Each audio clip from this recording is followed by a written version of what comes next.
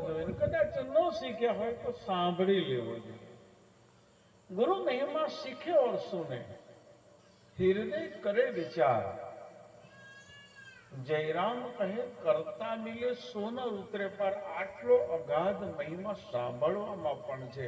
અને એટલે જ તો કહેવામાં આવ્યું કે શ્રોતા વક્તા કી અધિક મહિમા.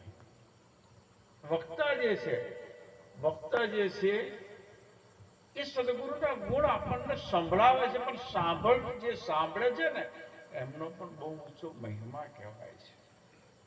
શ્રોતા વક્તા કે અધિક મહિમા. શ્રવણ કુંડ મેં નાહીએ. આ સાંભળવાનો, સાંભળીને સત્સંગમાં સ્નાન કરવાનો સમય છે. માટે સાંભળી લેજો. માટે પોતપોતાની જગ્યામાં જ્યાં બેઠા છો આપ અવશ્ય બેસી જ રહેજો. જ્યારે પૂંજા ભાવ થશે ને ત્યારે અવશ્ય બધાને જ સાહેબ બંદગી, સદગુરુની સેવા પૂજા. સાહેબને ખબર પડી કે ગુરુ મંદિર તો બિલકુલ જીરો થઈ ગયું છે, શૂન્ય અવસ્થા છે. ત્યારે એ મંદિરે આવ્યા છે. મંદિરે આવીને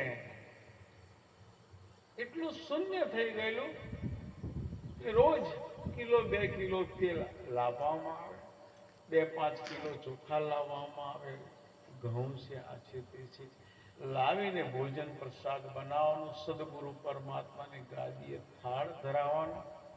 અને થાળ ધરાવીને કોઈ આ મંદિરમાં તો અતિથિ આગળ તિથિ વગરનો મોઢા આવે નક્કી ના હોય.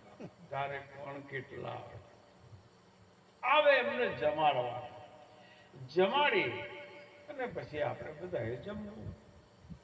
આ નિયમથી રહેતું. પણ એટલું બધું મંદિર આપણું જીરો થઈ ગયું કે મંગળદાસજી આયા પછી 5 મણ બાજરી વેચાતી લાવ્યા અને રોટલા બનાવીને રોટલા સદગુરુ સાહેબને ધરાવ્યા અને બધાને જમાડ્યા.